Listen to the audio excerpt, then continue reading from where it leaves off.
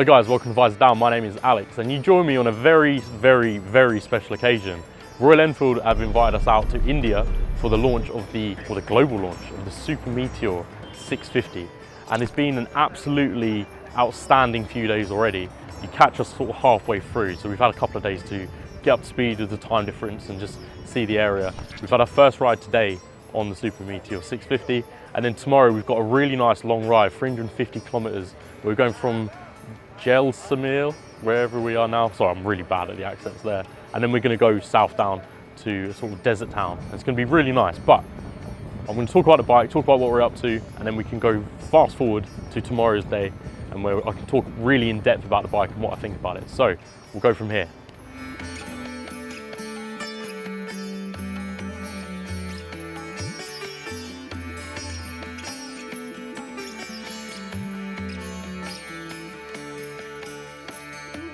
I don't know if you can hear me, but we just stopped in the middle of sand dune territory.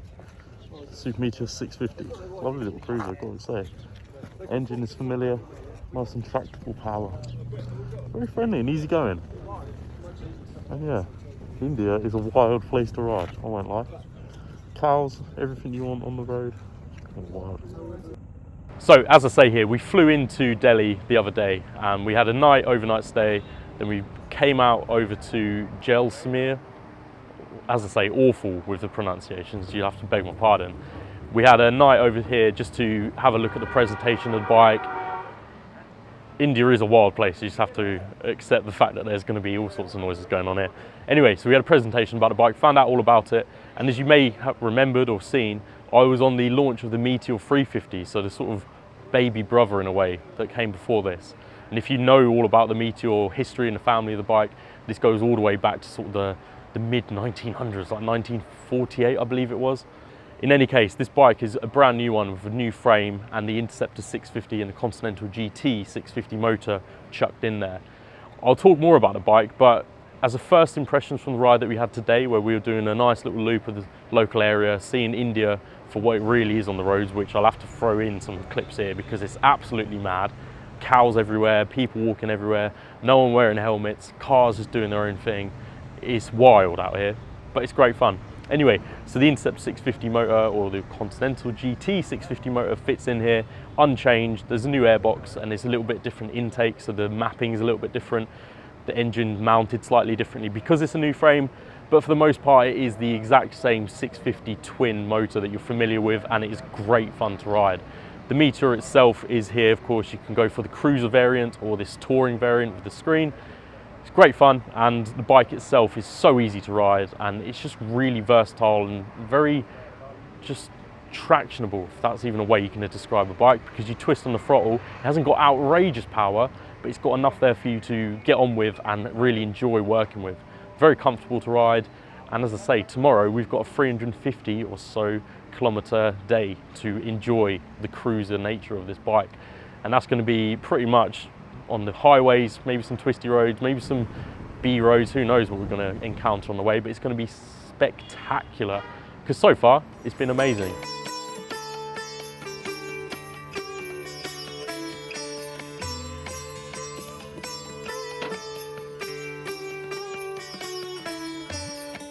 So just arrived at the first leg of the journey.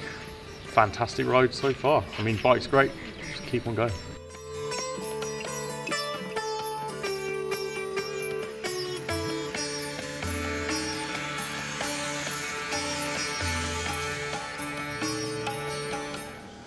Hello guys, welcome to a sort of part 2 of the Royal Enfield Super Meteor 650 review experience, whatever you want to call it. Of course, we found ourselves out here in India for an absolutely astonishing few days riding this Meteor 650, or the Super Meteor 650.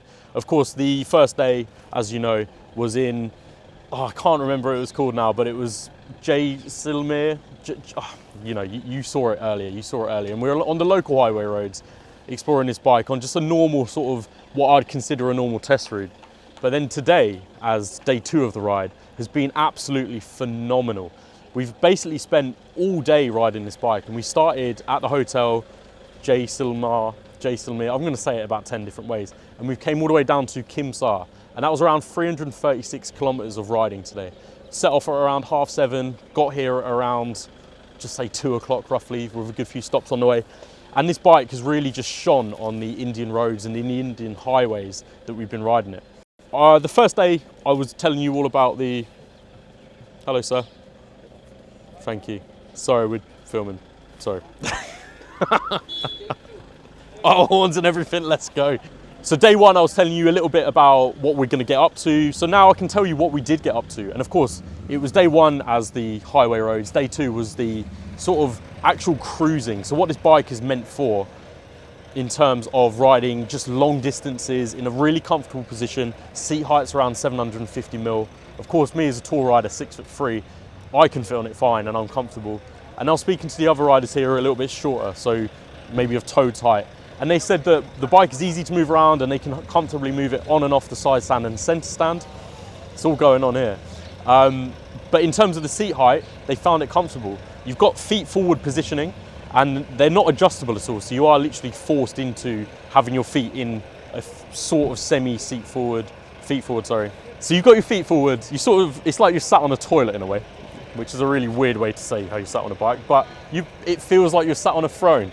So you're out there, feet in front of you, arms in front of you, and it's a very comfortable place to be, I've got to say. In front of me is the cruiser model. There's also the touring edition that has the screen and 2-up seat with a little backrest. So if you're going to be doing a lot of touring, you'll be sorted with that. The bike itself is very easy to ride, realistically. There's 80% of torque available from around about 2,500 revs, and that is around 52 Newton meters peak. In terms of brake horsepower, it was around 32.6 kilowatts, something like that. But this bike isn't about the power, it's about how easy it is to ride and how stable it is on the road. The frame itself is brand new for this bike, and of course the Meteor 350 is a model that you'll know and recognise, but the Meteor or Super Meteor 650, so many beeps, it's like I'm back on the road, it's just all going on. And I'll talk about that in a minute, but the frame itself is all brand new, and because of that they had to adjust how the engine is seated in the frame. They had to adjust the airbox and the intake, so that meant the mapping is a little bit different. But as you will see on Visordown.com, the Interceptor 650 review I did, the engine is just a delight to work with. It's so easy. The frame itself with the Showa suspension that's brand new for this model just makes it so stable on the road. I'm not advocating doing this at all, but if you're riding along, you take your hands off the the handlebar, you can just literally sit there and the bike just continues on a straight course. It doesn't divert at all. And especially on the roads here in India, which are sometimes good, sometimes UK-ish, it's so stable. And you can feel that especially going into corners when you've got a nice curved sort of highway section, as they call it here. And the bike just holds the line perfectly and it's just so smooth and easy to get on with. And of course, Royal Enfield positioning this bike as a sort of entry-level cruiser for those who may be with their A2 license or full Category A license and stepping into this middleweight cruiser territory will get on really well with this. This is fascinating. So just over the hill here, 40,000 Siberian cranes nesting in their sanctuary. Brilliant. Of course you're here to see the bikes and not this, but for me this is all part of the adventure, part of the journey. So here we are, stop number 3. And I believe this is the Gateway Ossian. Another little stop for us.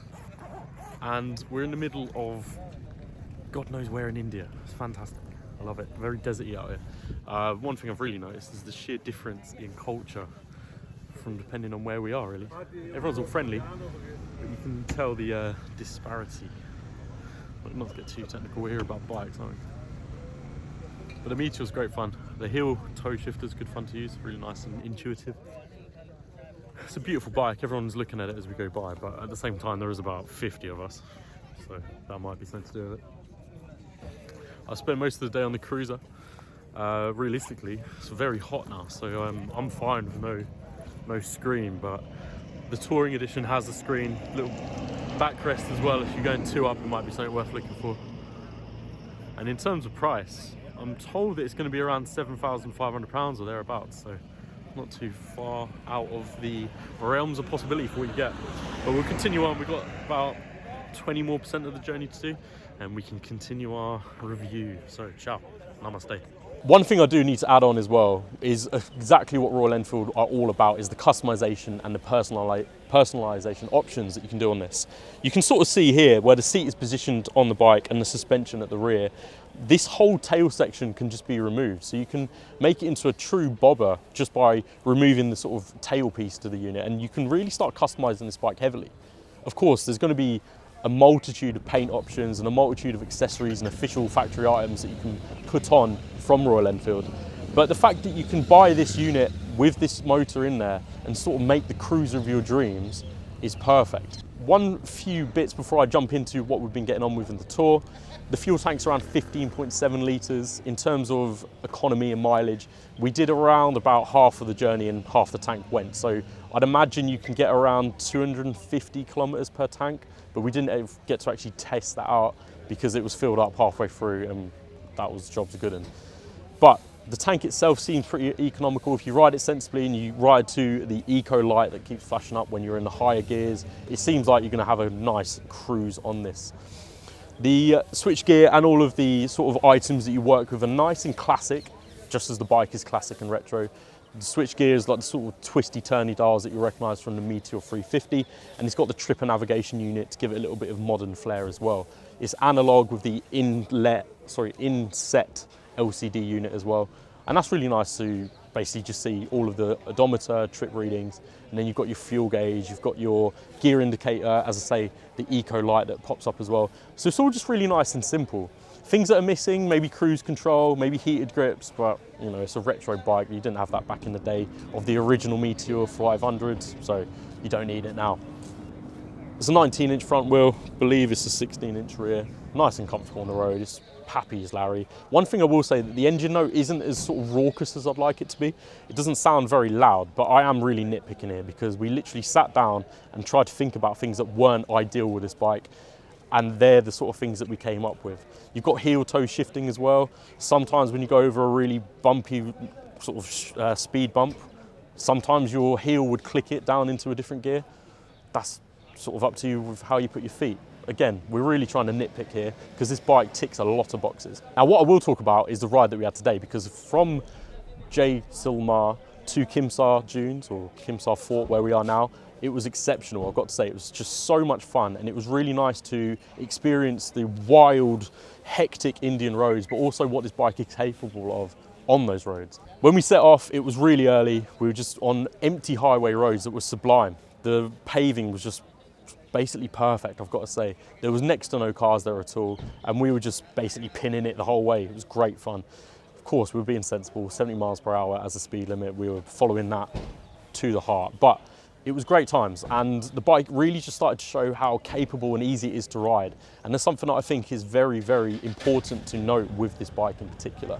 From there, we headed into a few little suburbs, a few little town districts areas where we'd see random people sat on a rock in the middle of nowhere on their phone waving at us, and I'd be thinking, that's incredible. Then there'd be cows crossing the road at all times, there'd be buses in the middle of the road that you've got to watch out for.